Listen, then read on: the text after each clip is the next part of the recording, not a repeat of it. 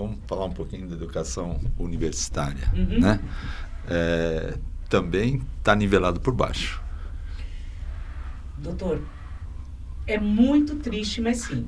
Tá. E uma das questões que qual computo a responsabilidade foi, em primeiro lugar, você expandir demais o número de curso superior.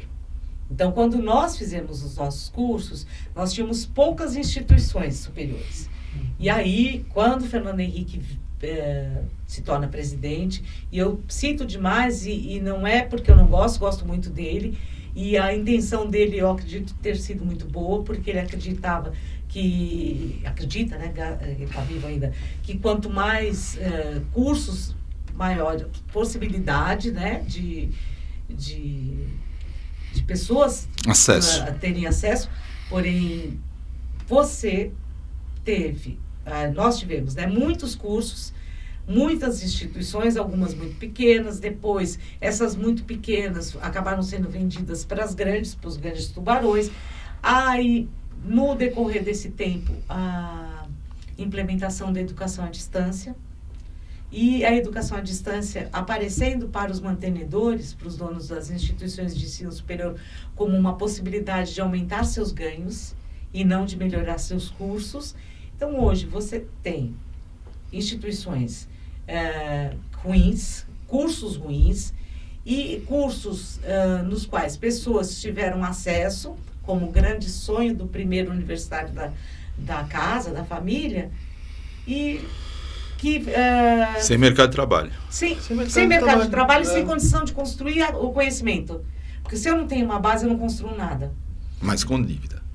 Oi? Mas a dívida ela carregou. Exatamente. Ontem mesmo eu estava vendo no SPTV uma moça que renegociou o FIES, e aí houve um erro da Caixa Econômica. Então, eles tinham dado 95% de abatimento, e na verdade era 70%, as parcelas aumentaram, ela não vai poder pagar, a dívida vai voltar. Então, gente, não adianta. Não adianta. Para ter um papel na parede, não adianta. Eu acho assim, você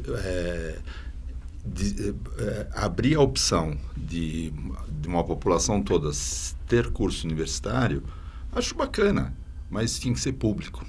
Você endividar uma nação para que cada família tivesse alguém com nível universitário. Duas coisas que eu não concordo aí, Cláudio. Eu vi um cara falando uma coisa, não vou lembrar quem que era, só estou lembrando dele falando, e assim, me marcou também, que assim, faculdade não é para todos. Faculdade é para quem tem capacidade. Ele não estava falando de pobre e rico, nada disso. É para quem tem capacidade de fazer faculdade. E o mundo, não só o Brasil, precisa de muitos técnicos. Então, tem que ter aquele que vai fazer a faculdade e tem que ter aquele que vai fazer a escola técnica. E às vezes um técnico ganha mais do que alguém que fez a faculdade. Sim, a Europa ganha então, mesmo. E aí era a segunda coisa que eu não vou concordar, assim, que a faculdade tem que ser pública, porque eu tenho uma outra ideia, Cláudio, que a gente hoje gasta muito dinheiro na faculdade pública e pouco no ensino fundamental. Tinha que ser o inverso. Exatamente. Você tinha que dar muito dinheiro para o ensino fundamental e faculdade. A faculdade ela tinha que ser paga por quem pode pagar e gratuita para quem não pode. Eu vou dar um exemplo. Eu fiz a USP, que nem você falou. Talvez da minha turma eu era o mais pobrinho lá. Só que eu já trabalhava. Eu poderia pagar. Se fosse R$1.000, eu poderia pagar. O resto, poderia pagar com o pé nas costas. Não estou falando todos, né? Que eu não sei a situação de todo mundo, mas eu acredito que praticamente todos que estavam na minha turma poderiam pagar.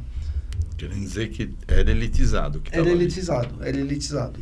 E mesmo porque é muito difícil de entrar, você tem que fazer um cursinho bom, tem que fazer uma escola boa, tal. Eu fiz o melhor cursinho que tinha na época, 3 vezes, para conseguir entrar. E então, eu acho que assim, tem que ter a faculdade, ela tem que ser paga. Só que, para quem não tem dinheiro, ela tem que ser gratuita. O que eu me refiro, assim, eu quero fazer essa nação toda ser universitária. Foi uma opção. Foi uma opção que você falou do Fernando Henrique, né? Eu quero ampliar essa possibilidade. Eu quero que tenha inclusão social do mais pobre, não é isso? Você acabou de falar elitizado, acho que a proposta seria que fosse ofertado mais vagas para mais pessoas poderem fazer. Só que isso estava saindo do bolso dele. Estava saindo do bolso do... O cara vai pagar. É o que ela falou, a conta vai chegar. Olha, eu vou te emprestar dinheiro para você fazer a faculdade. Isso é absurdo. Então, assim, eu endividei. Então, imagina, uma pessoa, ela tinha um emprego, trabalhava numa metalúrgica, trabalhava no supermercado, eu vou te emprestar dinheiro, você vai fazer faculdade, você vai fazer veterinária, você vai fazer engenharia e você vai mudar o patamar, tá bacana. Só que uma população inteira não vai ter emprego para tanto engenheiro, não vai ter emprego para tanto... Aí sabe o que aconteceu? Ele se formou, ele continua trabalhando no supermercado, mas ele tem uma dívida de 100 mil reais. Aí você está indo na minha linha. É que a faculdade não é para todo mundo, porque senão tem 500 mil engenheiros, mas não precisa de tudo isso. Não. Mas você precisa do técnico que vai lá ajudar o engenheiro, que vai lá trabalhar na ponta. Sim. E às vezes, é que nem eu falei, o técnico às vezes ganha mais. Né? Eu adoro o curso técnico. Então, depende do técnico, ele ganha mais. É a solução. É. E, inclusive, em alguns países asiáticos, o curso técnico ele tem um valor muito maior, até do que uma formação de nível superior. E eu acho que o curso técnico é uma grande solução, ele dá empregabilidade, e quando o curso técnico é de qualidade, isso daí muda a vida do jovem, que pode, porventura, no futuro, fazer uma faculdade. E o curso é de alta categoria, esses que tem no mercado. Aí, e nós fantástico. temos aqui em São Paulo as ETECs, que são as escolas técnicas. Eu fiz uma ETEC. Não era ETEC na época, tá? mas hoje ela é ETEC. As ETECs são equipamentos de excelência. Sim. Verdade. Dentro de uma Secretaria de Educação. É pública a ETEC. Ela está dentro da Secretaria de Educação, que vai gerenciar, que vai cuidar de escolas que às vezes a gente olha e fala, meu Deus do céu, o teto está caindo. As ETECs são fantásticas. Os professores de ETEC são... Eu lembro até hoje, se ele estiver ouvindo isso, o professor que foi meu professor, chamava Sideni. Ele me ensinou que era estudar. Porque até então, você vai estudando para passar tal. E eu lembro que ele dava aula como se fosse faculdade. Ele dava... Depois, quando eu entrei na faculdade, eu já estava tranquilo para estudar, porque eu já sabia daquela época. E, para você ter uma ideia como era, o negócio era tão pesado que a minha prova final foi projetar uma televisão, montar e ela funcionar. Era preto e branco, tá? Mas projetar, montar e ela funcionar. Hoje eu não lembro quase mais nada, né? Outro dia eu consertei um computador, tá bom. Eu consegui consertar. Tá valendo. E eu já consertei um micro-ondas. Era o fusível, eu troquei o fusível. Então tá valendo. As ETECs são maravilhosas. E existem outras instituições que têm curso técnico, que tem o curso com muita seriedade e tudo mais. E essa coisa de... É o grande sonho. O que ocorreu com esse boom das faculdades? Que o grande sonho daqueles que não tiveram oportunidade era de que seus filhos tivessem.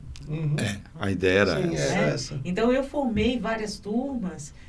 Eu trabalhei em instituição, por exemplo, que eu tinha muitos alunos de Heliópolis. E quando vinham esses pais para a formatura, você percebia que para eles era um momento mágico. Sim. Era o primeiro na família. Quando o filho é mais que o pai. Sim, exatamente.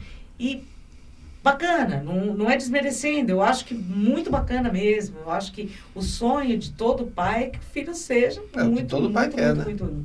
Mas esse desenho educacional, pelo menos para esse momento, não é um desenho que eu concordo, porque alguns desses alunos hoje fizeram o curso, colaram grau, com com tudo aquilo que em outras instituições qualquer teriam, né? Beca, capelo, professor homenageado e tudo mais. E os seus diplomas estão guardados ou então na parede da sala. Porque eles não conseguiram espaço no mercado de trabalho. Mesmo porque a qualidade caiu tanto. Porque, assim, para você ter tanta faculdade, inclusive, faculdades que eram de período integral caíram para 4 horas, 3 horas à noite. Então, você não consegue ensinar. Você não consegue ensinar a mesma coisa que consegue ensinar em 8 horas por dia. Né? Então, para conseguir isso, a qualidade caiu muito. Qualquer um pode abrir uma faculdade? qualquer um pode abrir uma faculdade. Ele passa por um processo no Ministério da Educação, que é primeiro ele entra e faz a solicitação, paga uma taxa. Durante esse período, né, de entrar, fazer a solicitação, ele monta um projeto pedagógico e um projeto institucional. O institucional vai dizer o que é a minha faculdade, né? Independente se é filosofia, veterinária... Sim, porque você vai estar falando da faculdade, não dos cursos. Então, o que a minha faculdade espera formar com honra pessoas que tenham comportamento social? É mais ou menos um padrão, né? Que muitas vezes o mantenedor nem leu, ou se leu não se lembra, então ele não... Quando ele abre, ele esquece, né, que ali estava a ética, que ali estava o comportamento, a formação sólida, enfim. E aí ele oferece também para o Ministério da Educação, junto com esse projeto institucional, um projeto pedagógico. Pode ser de 1 curso, 2 cursos, 3 cursos, independente. Por cada curso ele vai pagar um valor, né, vai recolher umas taxas e vai construir ali o projeto pedagógico. Como que eu vou formar veterinários, por exemplo. Vou formar veterinários através da experiência, da participação, enfim. A minha grade é tal.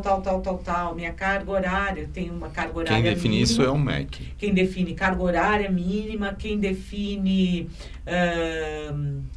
Se ele vai ser presencial ou IAD, tudo isso é o Ministério da Educação. Eu posso entrar com um projeto IAD de veterinária. Então,